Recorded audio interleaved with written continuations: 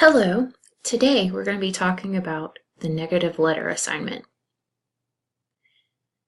So for this assignment, the first thing you should do is go into the assignment folder, which you'll find on the left of our Blackboard page. Here it's named negative letter. The first thing you should see in the assignment folder is the assignment sheet. Then you'll see an example document. After that, you'll see a rubric or grading sheet for the assignment. That way you have an understanding of how this assignment will be graded. If you click here to look at the assignment sheet, something like this should pop up. If you haven't done so already, I advise that you take a few minutes and read through this assignment sheet. Please be sure to read through the assignment sheet that has been included with your Blackboard course. Don't just look at the one in this video. Sometimes I will use videos through other semesters, and I don't want you to get mixed up by the due dates that are here. So make sure that you use the due dates for your specific course. So for this assignment, as you might have guessed from the title, you're going to be writing a negative letter to a customer. Because one of our goals in this class is to be able to master some of the finer points of business communications,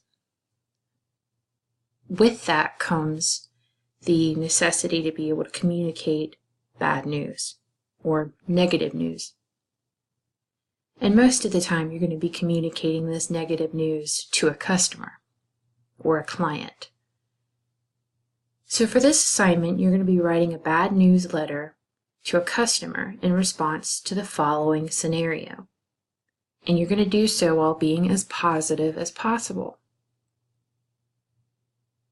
So keep in mind, I want you to respond to this specific scenario. You are not to create your own scenario or anything of that nature. Respond to this scenario that I'm laying out. So as a customer service representative for a manufacturer of an upscale kitchen appliances company, you're going to be responding to Janet Hay.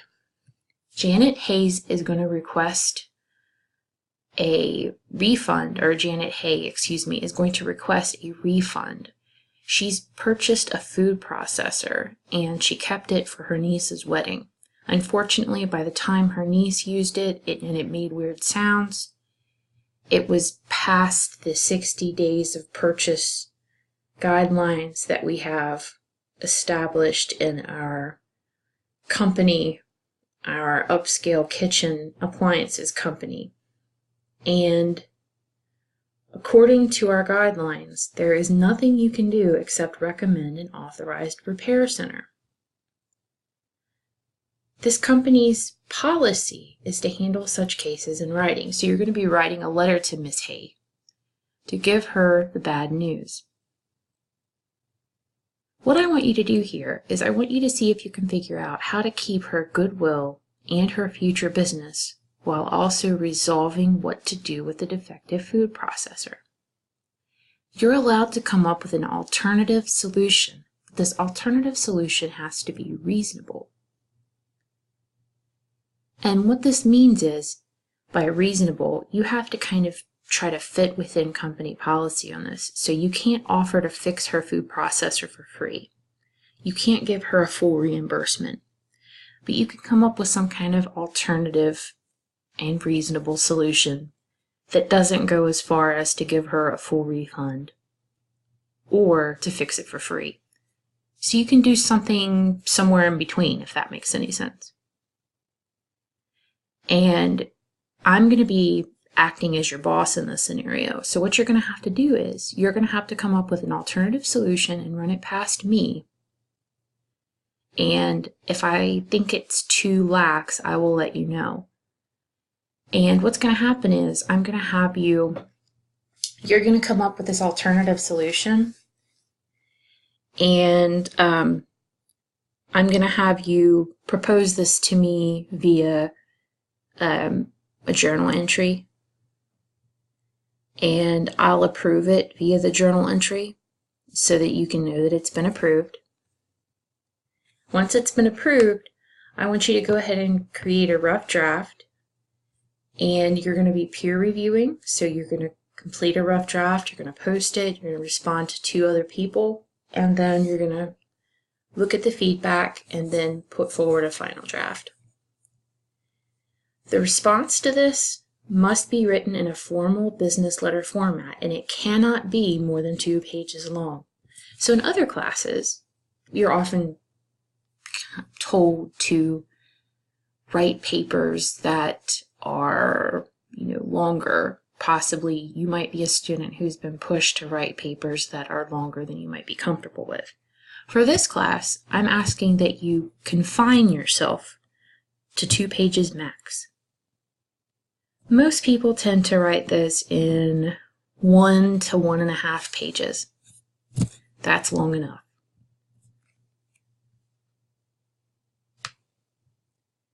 So, what I want you to do is look over this and let me know if you have any questions. So again, keep in mind your due dates for this. Make sure you understand the requirements. Make sure that you respond to the journal entry and get approval for your resolution before you can move forward with your rough draft. And then work on your rough draft and submit it for peer review. For some people, providing negative information or bad news in a letter can be challenging. For those of you who have difficulty with that, this might be challenging for you, but I think you'll get the hang of it and it'll be okay. For some people, giving bad news is an easy thing. If that's you, then this is your assignment. After you watch this, I advise that you also watch the follow-up video that I'll have posted. I'm going to be posting a video lecture on delivering bad news. This video will also link up with this one and help you to understand a bit more about why we're writing this, what it means, etc. Happy writing!